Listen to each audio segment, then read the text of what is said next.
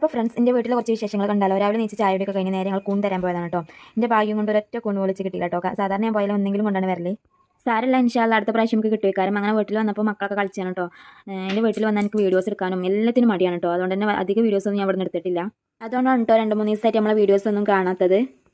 പണ്ട് ഞാനൊക്കെ കളിച്ചിനെ പോലത്തെ കളികളാണ് കേട്ടോ ഇപ്പോൾ കളിക്കണത്. മണ്ണിലും വെള്ളത്തിലും അപ്പം പുട്ടൊക്കെ ചുട്ടുകാണ്ടില്ല കളിയാണ് കേട്ടോ കളിക്കണത്. ഇപ്പോഴത്തെ മക്കൾസൊന്നും ഈ കളി കളിക്കണ ഞാൻ കാണലില്ല കേട്ടോ. ഇവിടെ വന്നവർക്ക് പ്രത്യേക സ്വാതന്ത്ര്യമാണ്. അതുകൊണ്ട് തന്നെ ഓൾക്ക് വേണ്ടതും വേണ്ടാത്തതുമായിട്ടുള്ള എല്ലാ കളികളും ഓല് പുറത്തിറക്കും.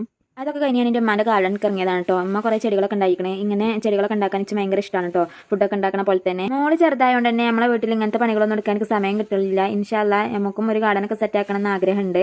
കുറച്ച് ചെടികളൊക്കെ ഞാൻ ഉണ്ടാക്കി വെച്ചിരിക്കണമെന്നുണ്ടെങ്കിലും ഇങ്ങനെ പൂക്കളൊന്നും ഇല്ലതൊന്നും ഇതുവരെ ചെയ്തിട്ടില്ല. അങ്ങനെ ഉച്ച കഴിഞ്ഞപ്പോൾ ഞാനും അനിയത്തിയും കൂടി ഇപ്പാൻ്റെ കൂടെ ഇടക്കര വരെ ഒന്ന് പോവാണ് കേട്ടോ. വീട്ടിൽ വന്നാലേ ഇടക്കരങ്ങാടി ഒന്നും കണ്ടിട്ടില്ല എന്നുണ്ടെങ്കിൽ മനസ്സിനൊരു സമാധാനം ഉണ്ടാവില്ല കേട്ടോ. എന്തെങ്കിലും കാരണം ഉണ്ടാക്കി ഞാൻ ഇടക്കരക്ക് ഒന്ന് വരലുണ്ട് കേട്ടോ. അപ്പോൾ ഇന്ന് ഡോക്ടറെ കാണിക്കാണ്ടായിനി. അങ്ങനെ ഡോക്ടറെ കണ്ട് ഞങ്ങൾ കുറച്ച് പർച്ചേസിങ്ങിന് ഇറങ്ങിയതാണ് കേട്ടോ. അപ്പോൾ കുട്ടീസിനെ കുറക്കിന് ശേഷമാണ് കേട്ടോ ഞങ്ങൾ ഇടക്കരക്ക് പോകുന്നത്. അപ്പം ഉമ്മ പ്രത്യേകം പറഞ്ഞു പോലെ നീച്ചിൻ്റെ മുമ്പ് വരണമെന്ന്.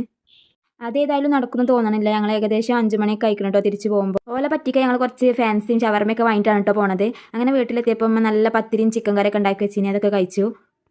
അല്ലെങ്കിൽ നമ്മൾ പെൺമക്കൾ വന്നാൽ നമ്മൾ അമ്മമാർക്കും ഉപ്പാർക്കും ഒരു പ്രത്യേക സ്നേഹം അയക്കാറല്ലേ. കാരണം ഞങ്ങൾ വന്നിട്ട് ഞങ്ങൾ ഒരാഴ്ചക്ക് വന്നതാണെങ്കിൽ എൻ്റെ ഇപ്പോൾ ഒരു മാസത്തെ ചിലവ് ഒരാഴ്ച കൊണ്ട് നടത്തും. അതേപോലെ തന്നെയാണെങ്കിൽ ഉമ്മയുണ്ടോ നമുക്ക് ഇഷ്ടപ്പെട്ട എല്ലാ ഭക്ഷണങ്ങളും ഉണ്ടാക്കി തരും ചെയ്യും കേട്ടോ. നമ്മളെ കളക്ടറെ നമുക്ക് 2-3 ദിവസം ലീവ് തന്നുകൊണ്ട് തന്നെ കുട്ടികളൊക്കെ ഭയങ്കര ഹാപ്പിയാണ് കേട്ടോ. അങ്ങനെ ഞങ്ങൾ 2-3 ദിവസം ഏറെ ഞങ്ങൾ വീട്ടിൽ നിൽക്കണം കേട്ടോ. കുട്ടികളെയും കാട്ടി ഹാപ്പി ഞങ്ങൾ ഉമ്മാർക്കാണെന്ന് തന്നെ പറയട്ടോ. കാരണം ലീവ് ആയതുകൊണ്ട് തന്നെ ഒരു പണിയെടുക്കാതെ നമ്മളെ വീട്ടിൽ സുഖമായിട്ട് 2 ദിവസം നിൽക്കാൻ കിട്ടിയൊരു ചാൻസ് ആണ് കേട്ടോ അത്. അപ്പോൾ നമ്മളെ വീഡിയോസൊക്കെ ഇഷ്ടപ്പെടുകയാണെങ്കിൽ നിങ്ങൾ ലൈക്ക് ചെയ്യണം, കമൻറ്റ് ചെയ്യണം, സബ്സ്ക്രൈബ് ചെയ്യണം കേട്ടോ.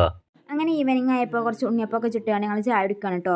ഞങ്ങൾ വന്നിട്ട് ഇവിടെ എന്തൊക്കെ വിഭവങ്ങൾ ഉണ്ടാക്കി നിൽക്കണമെന്ന് എനിക്ക് തന്നെ അറിയില്ല കേട്ടോ. ഉണ്ടാക്കാതായിട്ട് ഒന്നും ഉണ്ടാവില്ല. അങ്ങനെ ഇന്നത്തോടു കൂടി നമ്മളെ ലീവൊക്കെ തീരാണ് കേട്ടോ. കാരണം ഇന്ന് നമ്മളെ കളക്ടർ നമുക്ക് ലീവ് പ്രഖ്യാപിച്ചിട്ടില്ല കേട്ടോ.